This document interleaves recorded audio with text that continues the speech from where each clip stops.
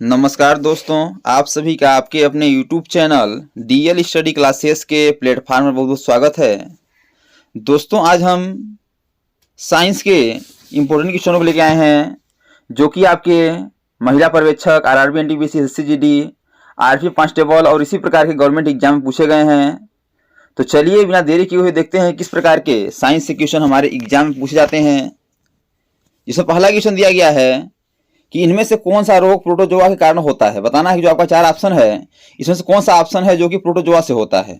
Option है malaria, typhoid, hepatitis या diphtheria.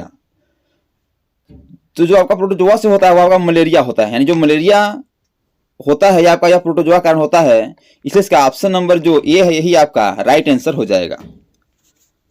अगला दिया गया है कि इनमें से कौन एक वायुवाहित रोग नहीं है। बताना है कि जो आपका 4 ऑप्शन है इनमें से कौन सा एक ऑप्शन है जो कि वायु के द्वारा वो रोग नहीं होता है। ऑप्शन है इन्फ्लुएंजा, एंथ्रेक्स, हैजा या चेचक। तो इन्फ्लुएंजा, एंथ्रेक्स और चेचक ये क्या होते हैं, वायु के द्वारा होते हैं। लेकिन जो आपका हैजा है ना, हैजा यह वायु के द्वारा नहीं होता है, इसलिए इसका ऑप्शन नंबर जो सी है यही आपका करेक्ट आंसर हो जाएगा, हैजा। अगला दिया गया है कि हीमोफाइलस इन्फ्लुएंजा नामक जीवाणु कहाँ होता है। बताना है कि जो हीमोफाइलस इन्फ्लुएंजा नामक जीवाणु होता है वह कहाँ होता है। ऑप्शन है हृदय में, आमाशय में, आंत में या नाक व गले में। तो जो आपका यह हीमोफाइलस इन्फ्लुएंजा जो जीवाणु होता है यह आपका नाक एवं गले में होता है, इसलिए इसका ऑप्शन नंबर जो डी है यही आपका करेक्ट आंसर हो जाएगा, नाक एवं गले। अगला दिया गया है कि गर्भावस्था के दौरान गर्भस्थ शिशु के चारों ओर कौन सा द्रव पाया जाता है। ऑप्शन है सर्वाइकल द्रव, एमनियोटिक द्रव, एसएफ या योनि द्रव। तो जो गर्भावस्था के दौरान जो गर्भ शिशु के चारों ओर द्रव पाया जाता है उसका नाम होता है एमनियोटिक द्रव, इसलिए इसका ऑप्शन नंबर जो बी है ये आपका राइट आंसर हो जाएगा, एमनियोटिक द्रव। अगला दिया गया है कि सिंगल टोन गर्भावस्था के दौरान एक महिला में होने वाली वजन वृद्धि कितनी होती है। बताना है कि सिंगल टोन गर्भावस्था के दौरान एक महिला में वजन वृद्धि कितना होता है। ऑप्शन है 15 ग्राम, 5 ग्राम, 11 ग्राम। तो इसका करेक्ट आंसर हो जाएगा 11 ग्राम, ऑप्शन नंबर सी, यानी कि सिंगल टोन गर्भावस्था के दौरान एक महिला में 11 ग्राम की वृद्धि होती है। अगला दिया गया है कि निम्नलिखित में से गर्भवती महिलाओं में पाए जाने वाला लक्षण कौन सा है। बताना है कि जो आपका 4 ऑप्शन है इनमें से कौन सा ऑप्शन करेक्ट होगा जो कि गर्भवती महिलाओं में लक्षण पाया जाता है। ऑप्शन है मासिक चक्र का अनुपस्थित रहना, ब्रेस्ट का आकार बढ़ जाना, त्वचा परिवर्तन हो या उपयुक्त सभी।